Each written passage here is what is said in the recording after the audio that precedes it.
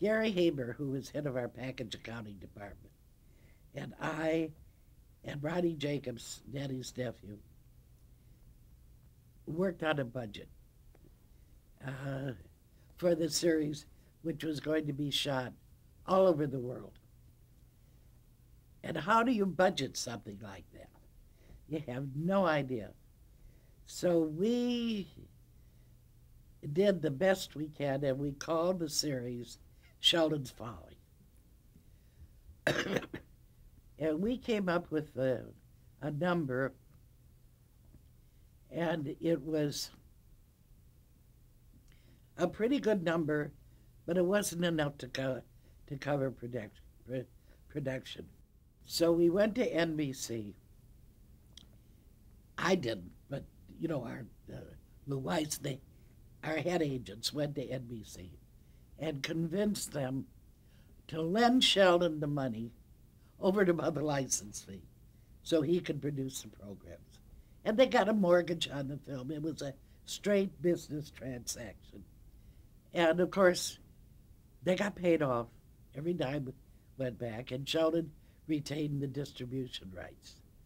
And we did pretty well on it. And that was such a breaking ground series.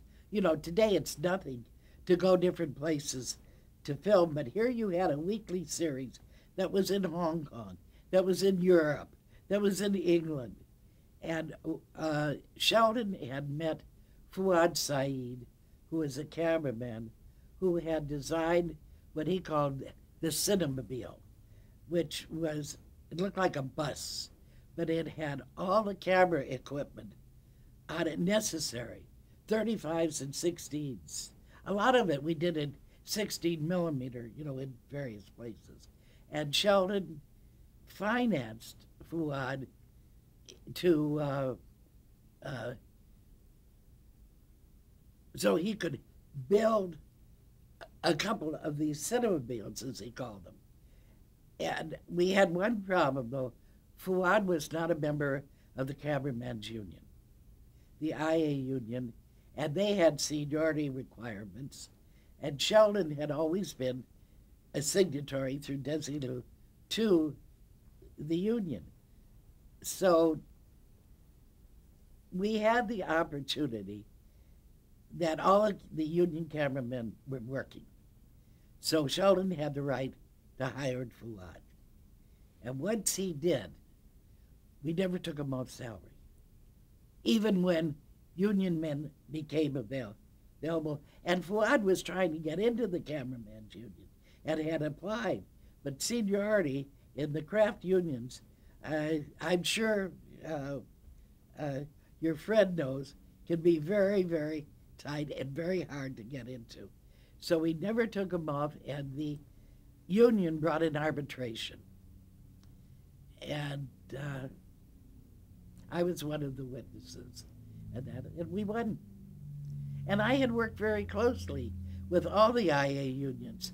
When we did the Dick Van Dyke show in Arizona, because Dick had moved to Cave Creek, and we did this, a studio was built outside of Phoenix, outside of Scottsdale. I guess, was that Cave Creek or, God, I can't remember the other town name.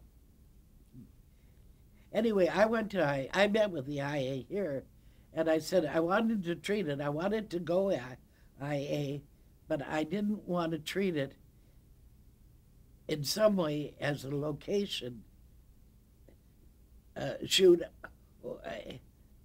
because I didn't want to be stuck with a transportation. A lot of the different things that you would if it was home base and you were taking it out of the location. Anyway, we worked it out. So that was, I think, except for the grips, because Arizona is a right-to-work state. But all the crafts were union people. So anyway, we got, that's the digression. We got flew out in the Cameraman's Union, and it was a great series. It did I tell you on camera about my meeting with the? No, I don't think I did. Uh, the independents belong to the Television Alliance. The majors belong to a different bargaining group.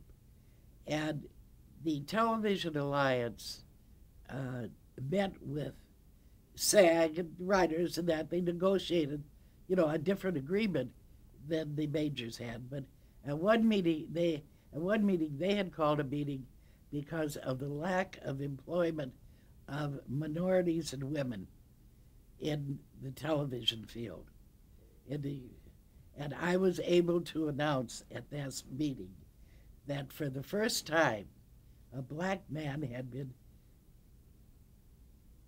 hired to be a co-star on a dramatic series, not a comedy. And that was Bill Cosby. And that was the first time this had been done. After that, a Mod Squad, we had Clarence Williams III and that, but Bill Cosby, I Spy, was a groundbreaker.